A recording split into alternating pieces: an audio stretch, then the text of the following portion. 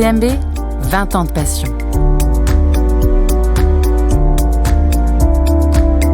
Un défi contre moi-même. Galère.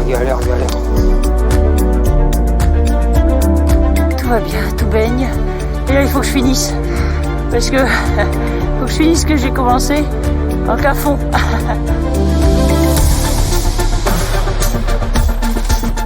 Les cailloux, faut être fou pour faire ça.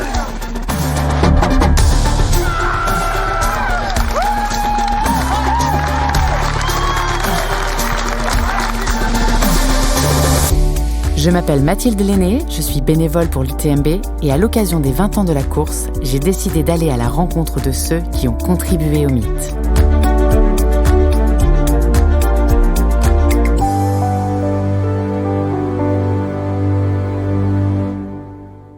L'UTMB aurait-il connu le même succès sans ces images de coureurs dans l'effort, de paysages grandioses et d'émotions dans les yeux des spectateurs ?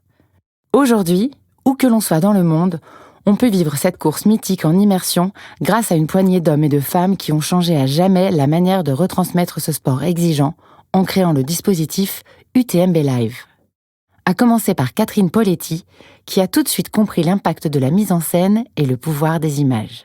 Bonjour Catherine. Bonjour Mathilde. Comment vas-tu ? Eh bien, jusqu'ici ça va, comme je le dis souvent, et en fait je vais plutôt très bien.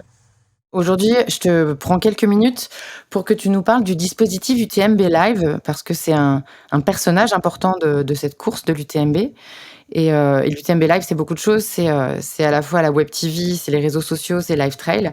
Et l'idée, c'est à travers toi et le témoignage de quelques autres personnes fortement impliquées dans tout ça, on puisse faire comprendre à nos auditeurs le fonctionnement, l'historique et l'importance de l'UTMB Live dans le succès et la résonance de l'événement à l'international. Donc, si tu devais nous faire un petit peu la genèse de l'UTMB Live, a priori, l'UTMB, la Web TV a commencé dans les années 2010, autour des années 2010, mais je crois que ça a commencé très tôt, les images et les captations d'images, quasiment dès les premières éditions. Tu nous racontes un petit peu tout ça ? Eh bien, voilà, c'est il y a longtemps.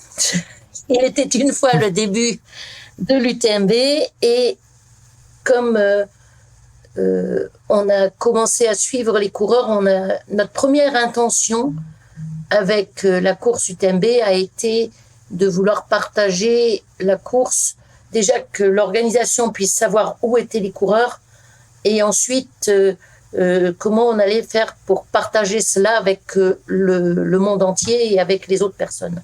Comme on travaillait beaucoup via l'outil informatique, on a commencé à mettre en place les prémices de Live Trail. Ensuite, c'est devenu Live Trail, ce qui nous permettait de suivre tous les coureurs et qui, très rapidement, a permis à chacun dans le monde d'être en capacité de suivre son propre coureur en total live, puisque leur passage était directement transmis via Internet.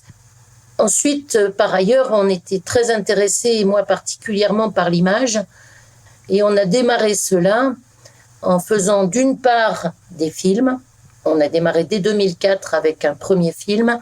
Et d'autre part, avec des personnes qui partaient sur le terrain et qui faisaient ce qu'on appelait à l'époque des tournées montées. C'est-à-dire que ce qu'ils filmaient, c'était une séquence. Cette séquence, elle était posée sur Internet, envoyée par Internet, et on l'a posée sur notre site web avec avec le son qui avait été pris sur place. Souvent, c'était une petite interview, c'était la personne qui filmait, qui commentait en même temps. Donc, c'était tel que. Ça a duré assez longtemps comme ça, de plus en plus précis au niveau de la qualité des images. Les films étaient de mieux en mieux. Et petit à petit, dans l'idée, je me disais, c'est quand même dommage d'avoir d'un côté les images et d'un autre côté la possibilité de suivre les coureurs, tous les coureurs. Et c'est comme ça qu'avec Fabrice, avec qui on avait commencé à beaucoup discuter. Fabrice Perrin, dont tu parles. Hein. Oui, Fabrice Perrin. C'est vrai que ça fait un petit moment qu'on est amis. Et il me disait que ça serait intéressant qu'on arrive à réunir un petit peu ça et faire en sorte que créer un écosystème dans lequel non seulement on pouvait suivre son propre coureur, mais en plus de ça, on aurait des images totalement live de certaines choses. Il m'a dit c'est possible. Je l'ai cru.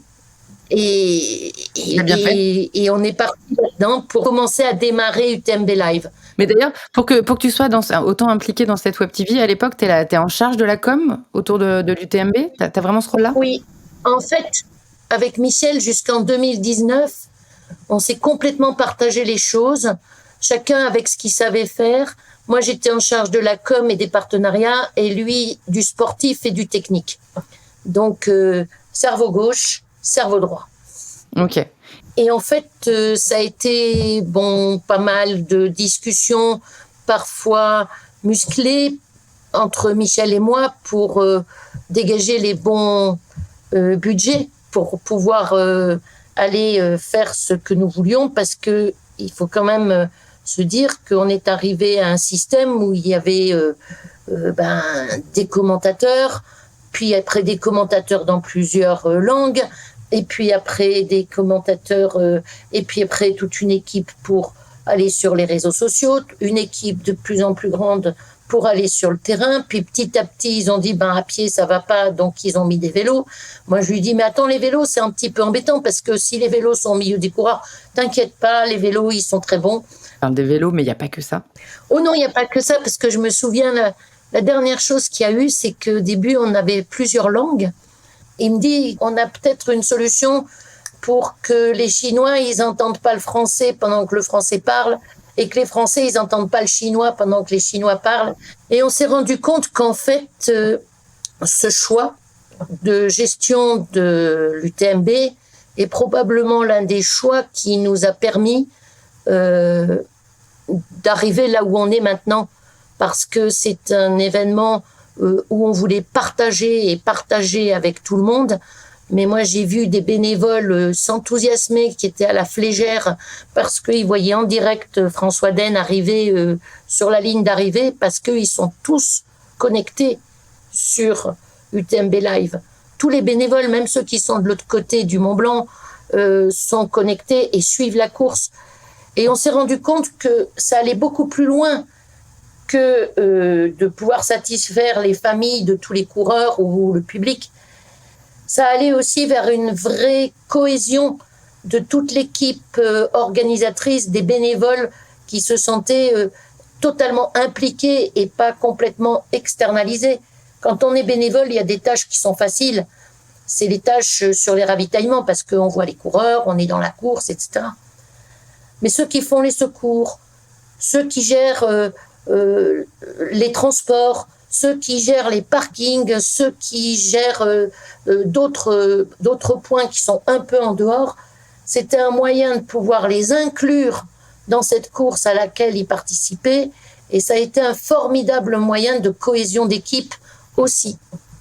Et c'était ton but au départ, parce que tu avais l'air de dire que c'était très important et que ça, d'où les discussions musclées avec Michel, parce que pour toi, tu sentais qu'il y avait cette importance de partage à la fois avec les familles et les spectateurs, mais aussi avec les bénévoles ou les gens en interne.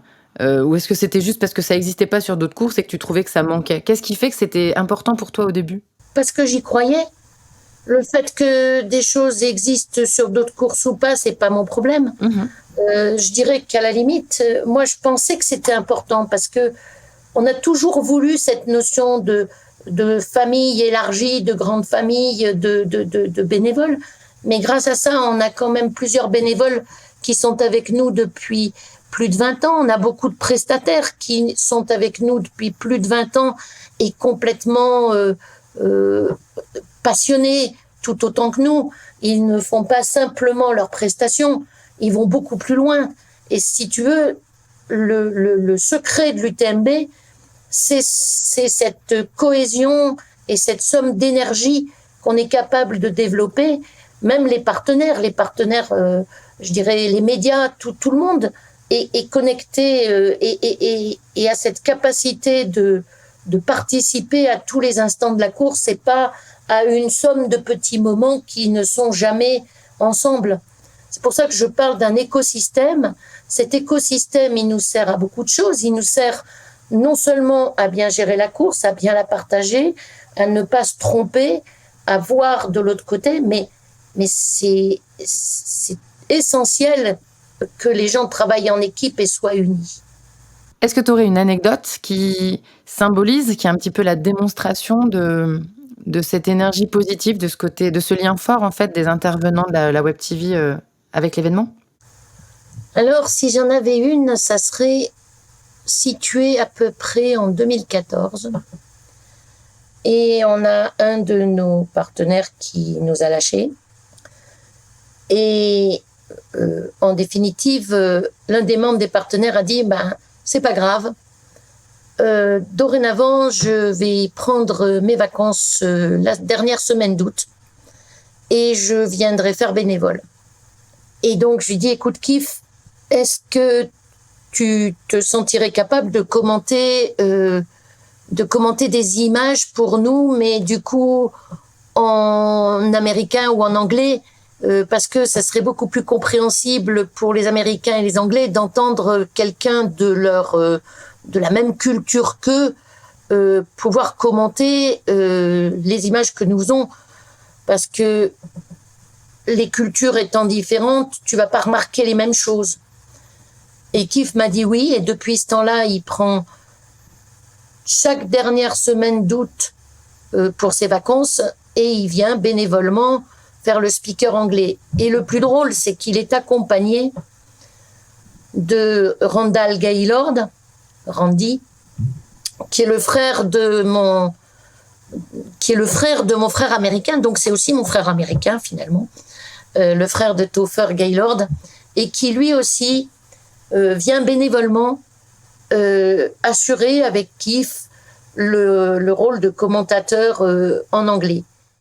When I'm looking at this on the TV, it doesn't look so steep, so I know what it feels like on that climb there. So yeah, I've way more empathy today having seen this, and certainly knowing that this is the beginning of what is a 1200 meter first climb, and overall they're going to be. Je pense que c'est ça qui est particulier, c'est que il n'y a pas que des gens qui sont professionnels, mais il y a un doux mélange entre les gens qui le font professionnellement et les gens qui le font juste parce qu'ils en ont envie.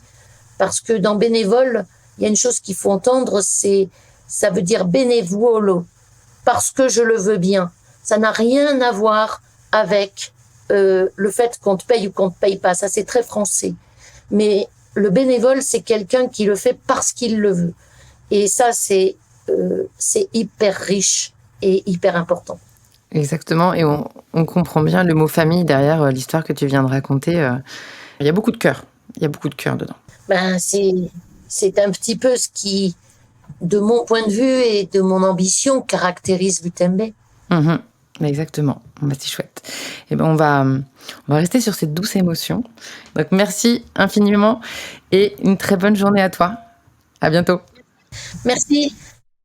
Pour mieux comprendre le fonctionnement de cet écosystème, il faut se rendre à l'hôtel Le Majestic. C'est là que l'UTMB Live prend ses quartiers chaque année, à la fin du mois d'août. Au bout d'un long couloir, on retrouve la régie, les cabines speakers, le plateau pour les interviews d'après-course et, dans l'ombre, Fabrice Perrin, celui qui supervise tout le dispositif bénévolement depuis plus de 10 ans. Bonjour Fabrice. Bonjour Mathilde. Ça va ? Ouais, ça va à peu près. Dans le rush, là, dans 2h30 exactement, c'est le départ de l'UTMB. Donc, on est large. Ouais, easy. Tranquille, easy. On va tâcher d'aller vite, mais on voulait revenir avec toi sur ton rôle au sein de l'UTMB Live. Parce que Catherine, quand on lui a demandé de parler de la Web TV, elle a parlé de l'historique et de la genèse, mais elle a aussi parlé d'une belle histoire d'amitié qui a contribué à la mise en place et au développement de l'UTMB Live tel qu'on le connaît aujourd'hui. Est-ce que tu pourrais nous raconter comment ça a commencé et l'histoire de cette collaboration ? Pour moi, ça a commencé à mon premier UTMB en 2010. La course est arrêtée à Saint-Gervais pour moi. Je rentre à l'époque chez ma sœur qui habitait Chamonix, juste à côté de la place du Triangle. Et le lendemain matin, je regarde le forum de discussion du site de l'UTMB, parce que déjà, Catherine et Michel avaient cette vision d'intégrer, de communiquer avec la communauté du sport autour de ce sujet. Et ils se faisaient incendier sur le forum, et la gestion de la crise était pas approprié, en tout cas. De ton point de vue. De mon point de vue. Parce que c'est ton travail. Oui, c'est mon travail. Moi, ça fait maintenant plusieurs années que je suis dans la communication digitale, donc réseaux sociaux, communication, on va dire, classique aussi. Hein, donc, c'était quelque chose qui, pour moi, me semblait assez évident, mais qui pour eux était compliqué parce que c'était pas leur boulot de gérer ce genre de choses. Et donc, j'étais là, ouais, ils gèrent ça vraiment mal. Et ma sœur me dit, mais écoute, c'est une toute petite organisation. Au lieu de les critiquer, va les aider. J'envoie un message à l'organisation, et 45 secondes plus tard, c'est Catherine Poletti qui me répond directement en me disant, viens nous voir, on a telle adresse, viens discuter. Et j'y suis allé, et on a discuté, et ça fait maintenant donc 13 ans qu'on ne se quitte plus. Que c'est parce que tu es passé de coureur de l'UTMB à responsable de l'UTMB Live. C'est allé petit à petit. Au début, c'était effectivement la mise en place de Facebook, d'Instagram, de Twitter. Ça, je faisais à chaque fois avec les équipes de l'UTMB qui grandissaient petit à petit. Et les images sont arrivées quand ? Parce que là, tu parles beaucoup donc de réseaux sociaux. Mais pour moi, les réseaux sociaux sont hyper importants parce que les images, en fait, sans les réseaux sociaux, quelque part, le live, je pense qu'on n'aurait pas pu exister. C'était un peu l'enjeu, et c'était le blocage qu'avaient beaucoup de sociétés, d'organisations sportives, d'événements, qui en fait étaient capables de faire des images. Mais le problème, c'est qu'elles n'avaient pas les moyens de promouvoir ces images. Et ça, il y avait que les grands réseaux de télévision qui étaient capables de promouvoir. On était captifs, en fait. Et là, maintenant, le jeu a complètement changé. Donc là, tu parles des autres courses. Tu dis que ça commençait, c'était les prémices. Comment tu positionnes l'UTMB par rapport à la maturité, justement, sur les réseaux sociaux et la retransmission live ? Est-ce que ça existait déjà, par ailleurs, un tel dispositif ?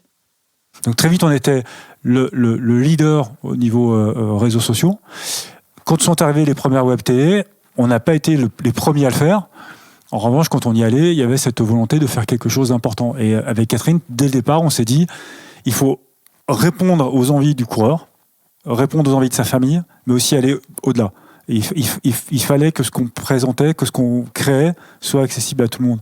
Et moi, ma super fierté, et j'ai la chance de voyager beaucoup, de rencontrer beaucoup de gens, et c'est en fait hyper souvent que je rencontre des gens qui me disent, mais je ne cours pas, mais j'ai déjà vu l'UTMB sur la télé. Ah, c'est toi qui gère ça, ok, super. Et tous me disent, enfin, c'est hyper souvent qu'on me dit, et c'est passionnant, et j'ai passé des heures. Et cette semaine, on avait Denis Brognard qui est venu courir en fait une course chez nous, et qui me dit, c'est super d'être ici. Alors déjà tu te dis, mais mince, mais mec, tu es dans des stratosphères, et nous on a l'impression d'être des petits poussets. Il était ravi, tout émerveillé de voir notre studio, et il me dit, tu sais que l'an dernier j'étais aux Philippines en tournage, et j'ai fait une nuit blanche à cause de vous, parce que je regardais le live et j'ai pas pu me décrocher. Et moi c'est un truc que je suis hyper fier, c'est de me dire, en fait, on arrive à accrocher des gens, à regarder des gens qui courent pendant des heures. Et quelque part, aujourd'hui, je comprends mieux, mais pendant très longtemps, en fait, on avait des caméras qui se déplaçaient, elles étaient tellement lourdes qu'on pouvait pas courir derrière les coureurs. On se déplaçait d'un point à l'autre, et nous, on rigolait toujours en régie en disant, en fait, on filme des buissons, parce qu'en fait, c'était le cas, on filmait des buissons, les arbres pendant plusieurs minutes, et tout coup, il y a un coureur qui passait, ça durait à peu près 15 secondes ou 20 secondes quand on était bien placé, et on attendait le suivant. Et en fait, on a réussi à créer des astuces pour faire que tout ça devienne intéressant quand même. Ouais. Est-ce qu'il n'y a pas aussi le côté typologie de commentateurs aussi ? Parce qu'on n'est pas sur des commentateurs qui sont multisports, en fait. On est sur des commentateurs qui sont souvent des anciens coureurs ou impliqués d'une manière ou d'une autre dans le trail, et qui du coup vivent ça avec leur trip.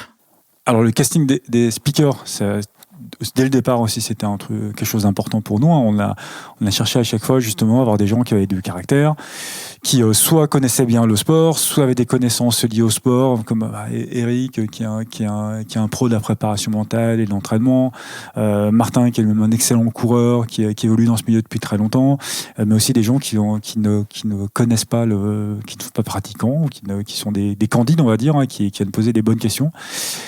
Et c'est quoi justement les rôles au sein de la Web TV ? C'est quoi les différents profils qu'on peut voir ? c'est hyper varié. Ça va de coureurs, de gens qui sont capables de courir assez vite en portant une caméra et de suivre des pros, sur une petite distance en tout cas, de gens qui sont capables de manier aussi des vélos dans ces conditions-là, de pilotes de drones, de gens qui vont être de la technique régie, qui vont être capables de récupérer des images, de les mixer, de remettre du son par-dessus, de les envoyer sur Internet, des gens qui vont être capables de commenter. Donc on a une vingtaine de speakers aujourd'hui dans 7 langues différentes. Ça va être des gens qui vont être capables de produire des contenus pour les réseaux sociaux, qui vont être capables d'interagir avec la communauté sur les réseaux sociaux, des monteurs.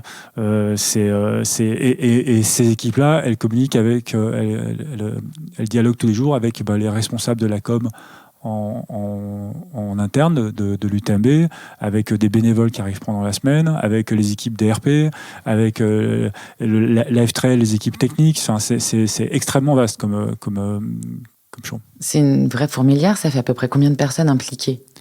Ça fait longtemps que j'ai pas compté. La dernière fois que j'avais compté, c'était à peu près 70 personnes. Ok. Là, pour regarder pour le test pour ce soir UTMB, pour que ce soir UTMB, on soit nickel. On sera une répète sur le... Pour que l'UTMB soit nickel, si on commence à réussir là, Dieu sait ce qui va se passer ce soir. 5, 4, 3... Qu'est-ce qui te plaît le plus alors dans tout ça? On parle de 20 ans de passion, mais c'est aussi 20 ans d'émotion. Des émotions, on en a vécu vraiment beaucoup pendant cette course. Déjà le sport en lui-même, c'est ultra. Il y a souvent beaucoup d'histoires derrière les coureurs. Il y a beaucoup de sacrifices, il y a beaucoup d'implications. Nous, ça fait, quand je dis nous, les plus anciens, moi ça fait 13 ans maintenant que je suis dans l'organisation. C'est beaucoup de gens qu'on retrouve chaque année avec de l'émotion. On a vécu des choses fortes ensemble. Tu as parlé avec Ludo, je crois, donc tu sais ce qui s'est passé pour Ludo. J'essaie de pas pleurer aussi. Gilles a aussi eu des problèmes comme ça. Enfin, il y a eu beaucoup de choses qui sont passées entre nous. Il y a eu des hauts, il y a eu des bas. Il y a eu l'UTMB s'est vraiment développé, donc c'est génial, mais c'est pas que facile de grandir aussi vite.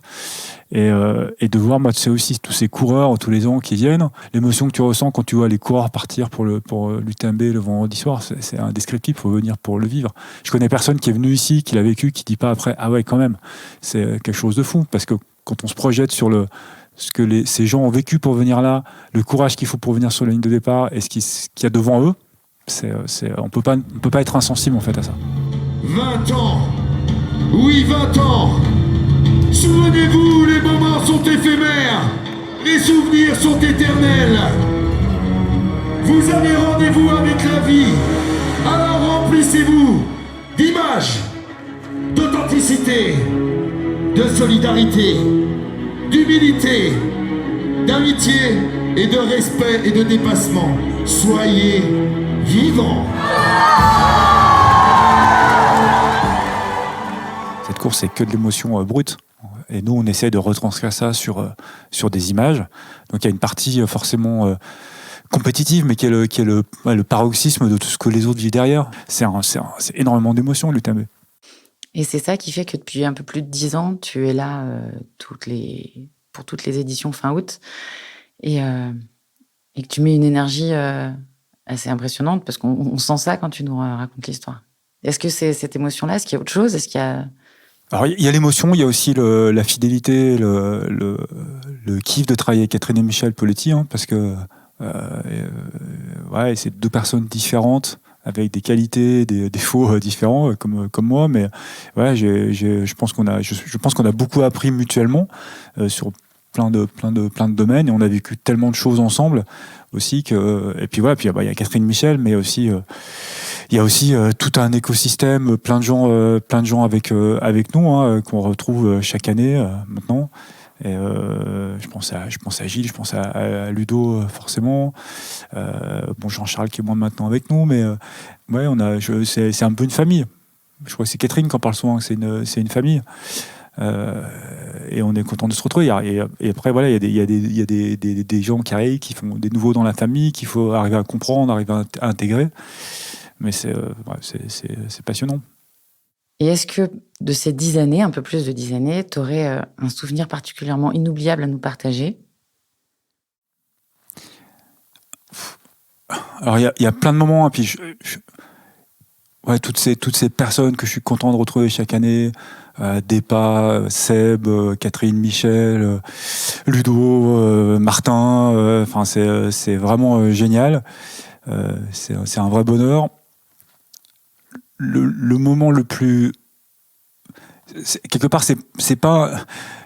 Pour moi, il y a 2 moments. Si j'ai le droit d'en donner 2, c'est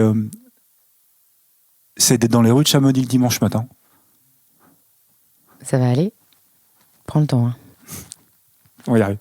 C'est dans les rues de Chamonix dimanche matin où tu vois les derniers arrivés, enfin les derniers, ceux qui et que de se faire féliciter et d'être accueillis, et enfin, ça fait tellement chaud au cœur de voir comment les familles accueillent les autres, et de voir même les athlètes les meilleurs qui accueillent les derniers avec cette même chaleur, c'est fou.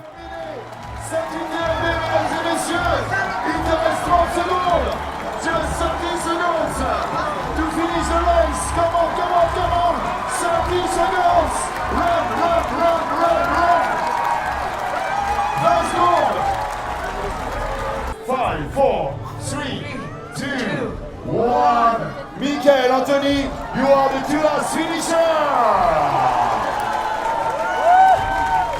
Karine, Vincent Delbar, venez les accueillir et c'est vous qui allez les emmener sur le podium comme tu l'as fait toi. Alors t'étais pas la dernière, toi t'étais la première à y aller.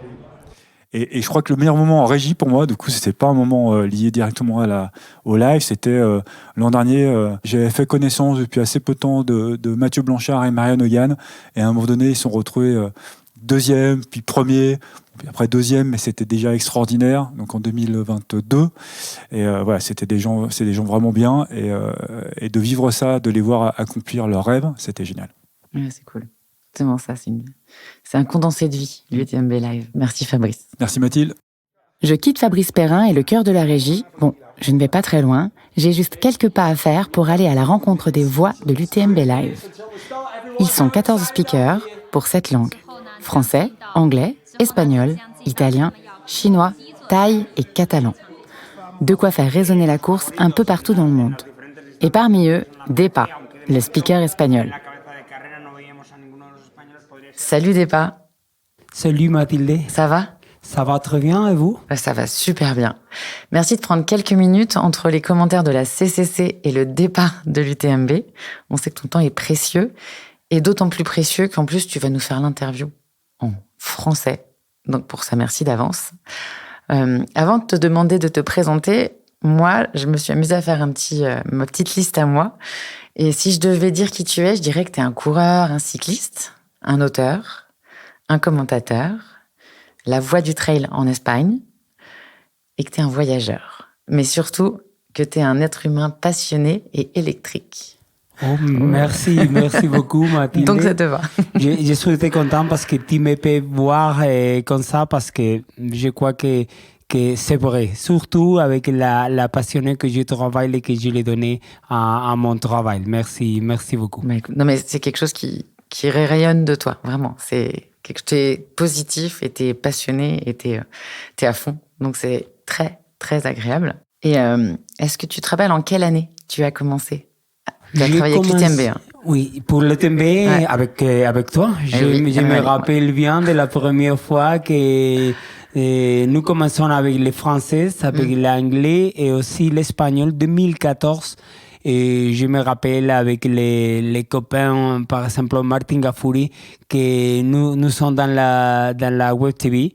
Et nous allons entraîner peut-être 1 heure et à courir pour les montagnes, à retourner. Et il ne passait pas rien parce que c'est les mêmes images. Vous aviez du temps pour vous les premières années. Oui, beaucoup de temps. Maintenant, c'est du non-stop. Et tu disais que vous étiez donc 3 cabines, 3 langues de speaker en 2014. Aujourd'hui, on est arrivé à combien ? On est arrivé à 7 cabines avec le français, bien sûr, anglais, espagnol, et thaïlandais, chinois et italien, la première fois pour les Italiens cette année, et aussi la première fois pour les Catalans. Ça commence à faire du monde. Oui. Ça commence à faire beaucoup de monde. Et comment tu te prépares pour une course comme l'UTMB ? Est-ce que tu fais des fiches ? Bon, j'ai joué avec la chance de travailler pendant toute l'année dans les mêmes choses. C'est pour ça que je connais bien les coureurs. Pendant toute l'année, je suis en attente à toutes les choses et toutes les courses qu'il va courir. Et c'est plus facile parce que la semaine de l'UTMB, je suis focus en la course, focus en toutes les courses de l'UTMB. Et bon, je crois que j'ai fait un peu plus d'improvisation. Et justement, c'est quoi ta touche à toi, ce qui fait, qu'est-ce que tu apportes à la chaîne espagnole de l'UTMB? Bon, je crois que maintenant, il y a beaucoup de gens de l'Espagne et aussi surtout de l'Amérique latine, des Latino-Américains, qu'il peut voir en ma voix, peut-être en ma personne, que quand il arrive à la ligne d'arrivée, peut-être que fatigué, mais quand il arrive à la ligne d'arrivée, j'ai fait l'accueil de les coureurs, les mêmes choses, les mêmes façons, avec son homme, avec les mêmes passions, la même électricité, la même énergie. À les premières, à Kylian peut-être, qu'à les coureurs, qu'il arrive en la 2e, 20e, 5e ou la dernière position.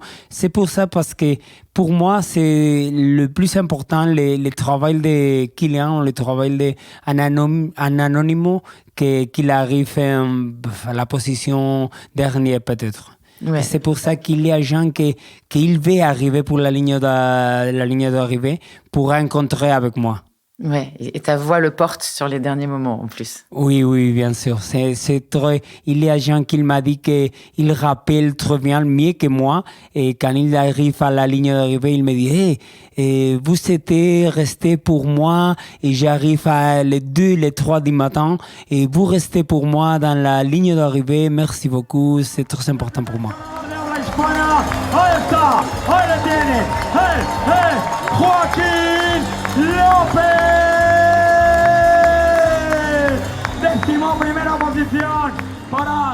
Ouais, c'est tellement fort.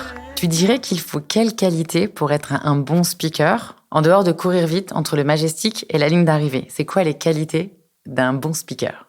Je crois qu'un bon speaker, le première chose qu'il doit faire est que son travail, c'est amusant pour lui-même. Si je dans mon travail, je ne suis feliz, heureux, si je ne suis heureux, je ne peux pas transmettre les mêmes choses. C'est la première chose. Après, bien sûr, tu dois connaître bien le sport, tu dois connaître bien les sportifs, tu dois connaître bien le parcours, la course en général. Et je crois qu'il y a une autre chose. Parce que les coureurs, ils sont personnes, comme moi, comme tout le monde. Donc, il avait son père, son mère, son fils. Et tu dois connaître aussi la personne de son ambiance plus prête à lui. Parce que quand il arrive à la ligne d'arrivée, il y a quelqu'un qui, par exemple, cherche avec, entre les gens, entre le public, à sa femme, à sa fille. Et si tu peux donner à le public, bon, il est ici parce que c'est ça, et elle est sa femme, ou elle est son mari, ils sont, je ne sais pas quelque chose, mais c'est très important que tu connais les coureurs, la coureuse, tout, mais la famille, c'est très important parce que c'est un sport spécialement de famille. Oui, et la famille soutient les coureurs parce que c'est beaucoup d'heures de sacrifice et d'entraînement. Oui, ce n'est pas un sport individuel, c'est un sport d'équipe, mais l'équipe n'est seulement la brand, les marques. C'est un sport d'équipe par la famille parce que normalement, c'est un sport trop dur. Tu dois passer beaucoup d'heures et faire l'entraînement, faire des voyages. Dans la famille, il avait beaucoup de support pour les coureurs ou les coureuses. 100% d'accord. Et on disait donc tout à l'heure, tu nous partageais ce que tu vivais, ce que tu essayais de transmettre et de capter sous l'arche. Tu parlais des familles, des coureurs. Donc, c'est beaucoup d'émotions que tu prends du public et des coureurs également. Ça J'imagine que tu captes aussi beaucoup d'énergie et d'émotions. Est-ce que tu te souviens de moments forts, donc cette fois-ci sous l'arche, au moment d'un départ ou d'une arrivée, mais est-ce que tu as des choses qui te viennent en tant que commentateur extérieur? Oui, quand je suis dans la rue, quand je suis un commentateur extérieur, je suis comme un miroir. Et comme un miroir que toute l'énergie de tous les coureurs et tous les publics, ils se réfléchissent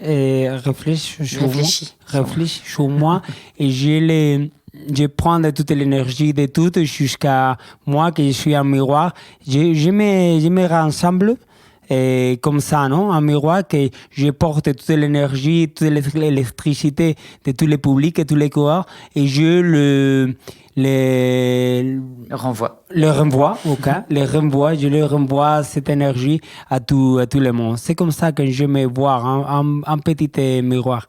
J'aime beaucoup cette image du miroir, donc je pense qu'on va s'arrêter là et je vais te laisser retourner derrière ton micro. Et je te remercie vraiment, vraiment beaucoup pour ton temps et une fois de plus pour l'effort de nous communiquer tout ça en français. Merci beaucoup à vous. Pour moi, c'est un grand plaisir et on verra la ligne d'arrivée. Oui, on se voit sur la ligne d'arrivée. Merci Tepa. Merci Mathilde. Au milieu de cette agitation, j'aperçois un visage connu, celui de Sébastien Chéniaud, ancien coureur élite avec 13 départs et 2 podiums à son actif, devenu aujourd'hui cadreur. Il a été l'un des premiers à se lancer dans l'aventure.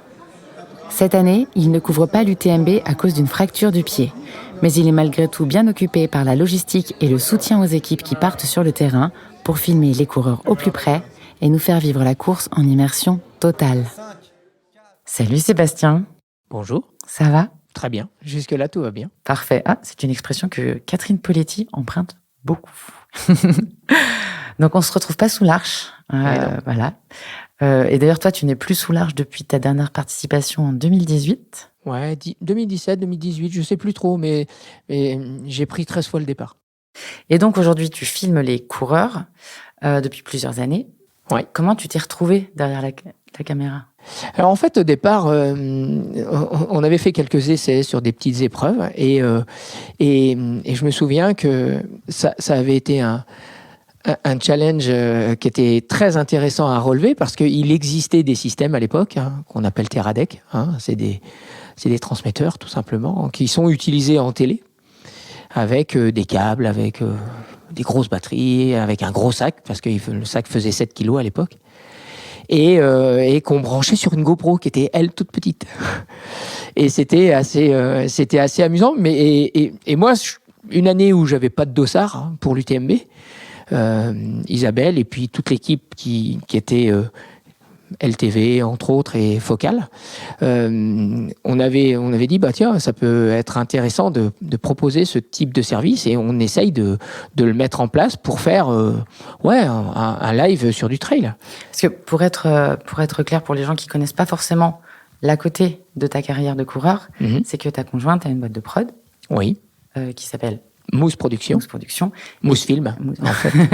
Et qui couvre l'UTMB depuis plusieurs années. Oui. Donc, tout le côté live est couvert par Mousefilm, par son équipe, et puis est en relation donc avec LTV et puis Focal.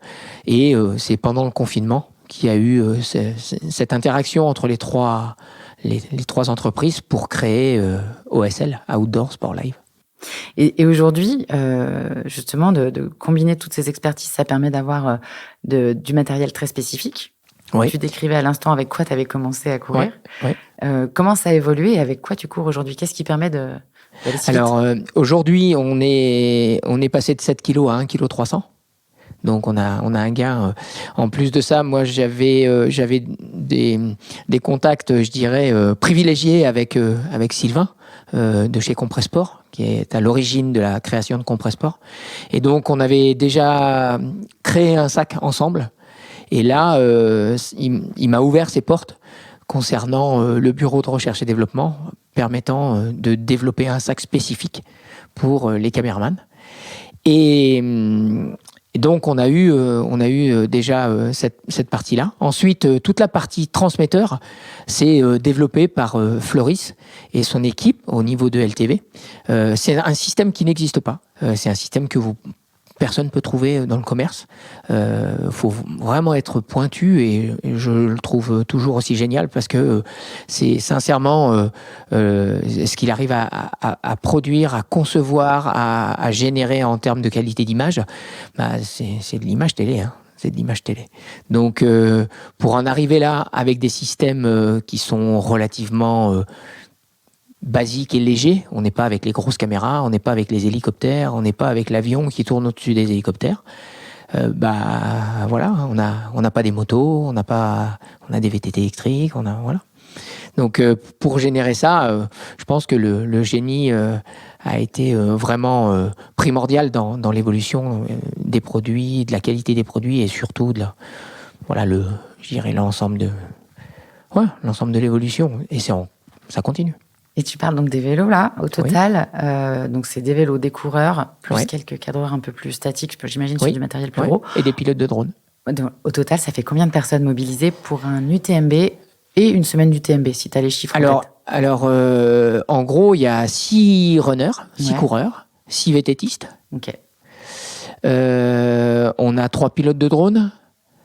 On a, je sais pas précisément combien on a de cams fixes, mais on a des cams qui sont sur des ravitaux, on a d'autres qui sont départ-arrivée, donc sur toute la partie des dernières lignes droites, aussi bien que à partir du pont sur l'Arve, où on va avoir des caméras avec des longues focales pour pouvoir vraiment aller chercher le coureur au plus près, au milieu de la foule. Du coup, tu viens me chercher ta voiture, nickel aussi, tu lui coupes un peu les jambes. T'es loin du village ou quoi? Parce que sinon, je t'attends dans le village, j'ai fait demi-tour là. Mais il est où, Mathieu? Je suis là, on peut peut-être passer sur Team 3. Retenir vers le ravito. T'es en live. Allez, c'est super. Oui, je peux être juste à côté du ravito, mais côté extérieur. Quentin, t'es en live. Quentin, tu m'entends? Bien sûr que j'entends. Les deux ou c'est nickel comme ça. Là, continue comme ça. Essaye de te rapprocher un petit peu, s'il te plaît. Elle est devant, mais elle est juste derrière. Je fais un petit plan de face. Et est-ce que en tant que coureur qui du coup court des bouts de course, oui, tu as une préparation spécifique comme un coureur qui se fait une course physiquement? C'est là où c'est assez important de bien comprendre que la qualité du coureur est primordiale. Donc, il faut s'entraîner comme si on préparait une course, exactement de la même manière. Les niveaux qui sont demandés actuellement, c'est des niveaux de personnes qui ont entre 800, 850, en côte ITRA ou en côte UTMB. Et donc, c'est des niveaux, des gens qui peuvent faire la course ou les 3/4 de la course devant, quoi. Et on est obligé d'avoir ce type de coureur. En VTT, c'est pareil, c'est même pire, puisqu'il faut être très très technique. On a des gens comme Miguel Martinez, qui a été champion olympique à Sydney, qui a été 5 fois champion du monde. On a Antoine Soquet, qui lui a gagné MB Race. Mais c'est que des gens qui sont très techniques, très très techniques. Et au-delà donc de la technicité et du niveau, il y a aussi, j'imagine, un côté, c'est des gens qui sont connus des coureurs, toi particulièrement. Oui. Est-ce que ça aide à couvrir et à accompagner les coureurs? Est-ce que ça permet de créer des moments particuliers d'accompagnement qu'on ne pourrait pas avoir avec, déjà sur le VTT ou avec une caméra sur éloignée? Alors oui, parce que moi je sais de mon côté, ayant eu la chance de courir avec eux, d'être devant avec eux, forcément on a ce relationnel et ce respect mutuel. Et ce qui fait que quand je suis passé de l'autre côté de la caméra, forcément, au départ, ils sont dubitatifs. Maintenant, c'est rentré dans les mœurs, c'est très, très facile. Mais au début, ils se posaient vraiment la question. Et en leur expliquant, ils se sont dit, ouais, mais c'est mon image, quoi. Donc, ça me met en avant. Et là-dessus, ça a été assez facile de les convaincre. Et en les connaissant, c'était encore plus simple. Et tu arrives à échanger avec certains d'entre eux pendant la course? Oui, bien sûr. Très souvent, en fait, on se dit, oui, il y a beaucoup de monde sur le bord, il y a du monde qui les aide au ravitaillement, mais en fait, ils sont vachement seuls.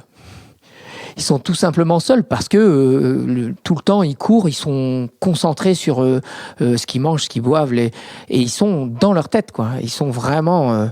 ils profitent du paysage, mais pas à la manière de quelqu'un qui randonne et qui va être un peu plus tranquille et posé. Donc forcément, quand ils ont quelqu'un, et en plus qu'ils connaissent, forcément, ils ont tendance à vouloir discuter. Et je me souviens de conversations qu'on a pu avoir aussi bien avec Kylian qu'avec François, ou même avec Pao, Xavier. Enfin voilà, c'était des moments qui étaient vachement sympas, parce que c'était ultra privilégié. Si tu devais mettre une balance sur les meilleurs souvenirs, c'est les souvenirs de coureurs ou c'est les souvenirs captés avec les coureurs en tant que caméraman?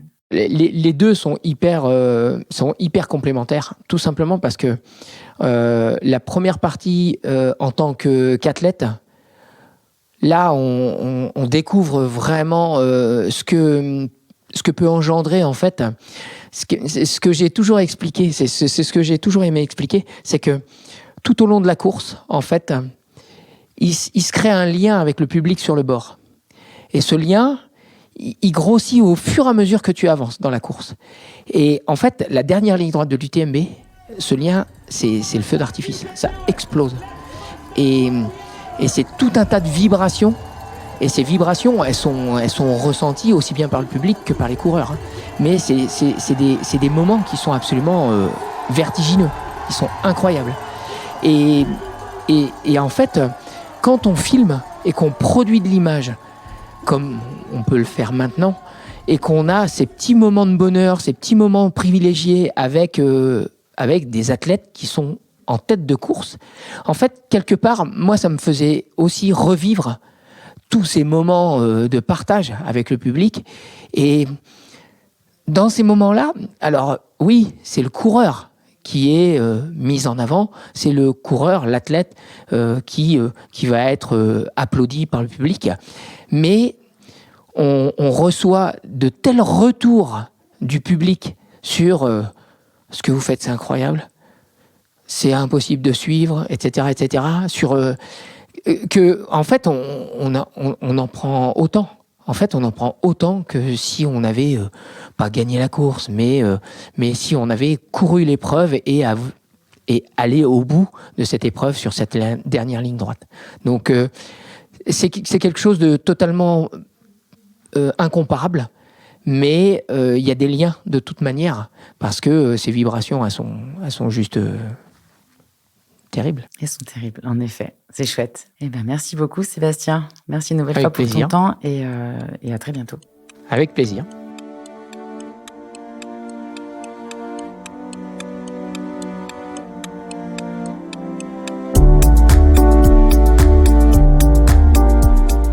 C'est la fin de cet épisode un peu spécial dans les coulisses de l'UTMB Live, un des acteurs clés de l'événement qui a largement contribué au succès de la course et à son rayonnement à l'international.